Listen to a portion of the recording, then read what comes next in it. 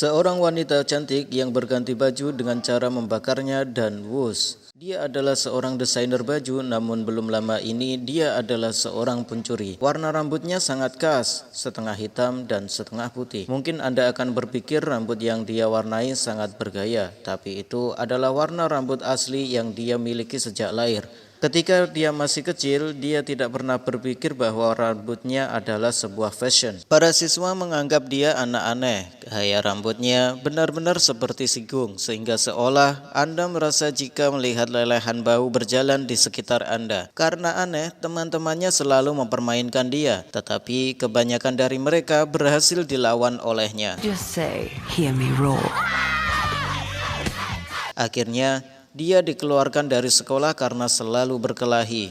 Ibunya memutuskan untuk pergi membawa dia ke London, tapi keluarga tidak terlalu kaya itu, ibunya membawa dia ke pesta yang diselenggarakan oleh orang kaya dan mencari teman untuk meminjam uang. Tapi dia yang nakal juga menyelinap masuk ke pesta. Ini adalah pertama kali dalam hidupnya dia melihat pesta. Langkah yang indah dan gaun yang cantik membuatnya merasa seperti sudah menemukan mimpinya. Tapi dia ditemukan oleh penjaga keamanan. 3 anjing jahat juga menerkamnya. Dia berlari dari aula pesta dan jatuh ke atas rumput. Tapi anjing jahat malah berlari menuju ibunya, sehingga ibunya jatuh dari tebing. Mereka juga dijebak oleh orang kaya sebagai pencuri, tapi dia berhasil melompat ke sebuah truk dan berhasil sampai di London. Dia menangis di bawah air mancur, ibunya sudah meninggal, sekarang ia menjadi yatim piatu. Ketika dia bangun, dia bertemu 2 anak laki-laki dan dari saat itu juga hidupnya mulai berubah. Perlahan dia mulai beranjak dewasa. Bersama dengan kedua laki-laki itu, mereka mulai mencuri barang. Namun, dia juga memiliki bakat lain, yaitu desain baju.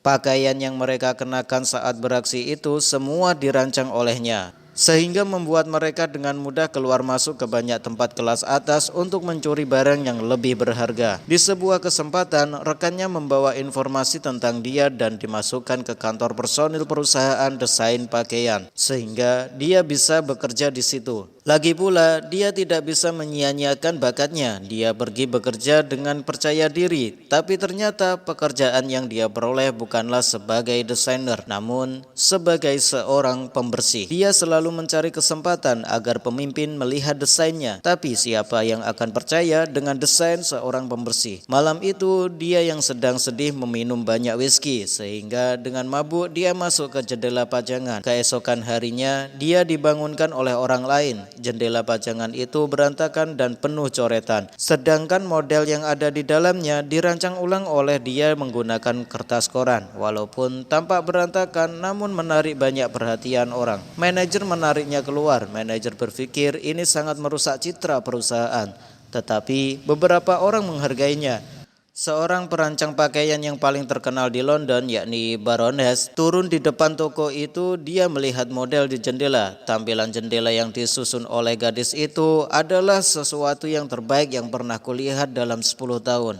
You're sweating and I can smell you. Dan mulai esok harinya dia bekerja untuk Baroness. Baroness terlihat sangat elegan, tapi sebenarnya ia sangat keras, sangat sulit melayaninya. Hari pertama, desainnya diuji oleh Baroness, kemudian dia menjadi asisten pribadi Baroness. Dengan senang, dia datang ke air mancur dan berbicara dengan ibunya dan memamerkan prestasinya, tapi segera dia menemukan rahasia yang mengejutkan Baroness memakai kalung ibunya.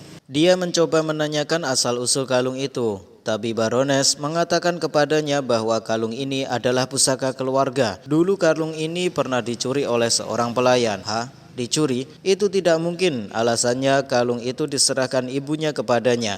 Namun dia tidak sengaja menjatuhkannya di pesta. Jadi dia akan mencuri kalung ini bersama 2 teman pencurinya. Dia membuat rencana yang sangat terperinci. Baroness biasanya hanya tertarik pada beberapa hal.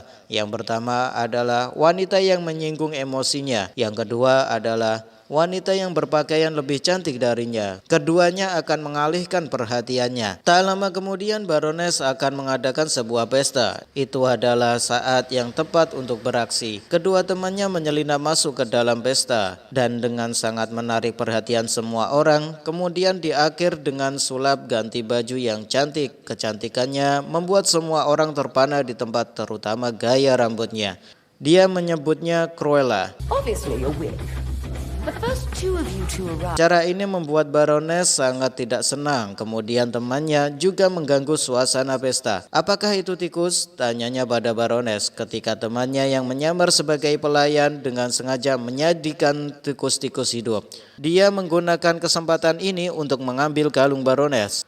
Saat itu juga Baroness meniup peluitnya memerintahkan anjing jahatnya untuk menyerang. Dia tiba-tiba teringat dia juga pernah mendengar suara ini sebelumnya. Baroness yang memerintahkan anjing jahat untuk membunuh ibunya. Tapi dalam kekacauan, kalung yang baru saja dia curi terjatuh dan ditelan oleh salah satu anjing jahat. Rencananya gagal, tetapi dia mengetahui sesuatu penting, yaitu kematian ibunya bukan karena dirinya. Baroness adalah pembunuh yang sebenarnya. Pada malam hari, dia terjaga sepanjang malam. Dia terus berpikir bagaimana untuk membalas dendam. Kemudian dia mulai tersenyum. Kemudian rencana sebenarnya adalah identitas barunya, yaitu Cruella. Keesokan harinya, dia mengubah gaunnya mulai dari sekarang. Dan Cruella yang asli baru muncul dengan bersinar di depan umum. Ini adalah film baru tahun ini, Cruella. Sebuah film memiliki irama yang ketat. Ada juga beberapa cerita yang berbalik arah. Terutama kostum dalam film, desainnya benar-benar cukup bagus.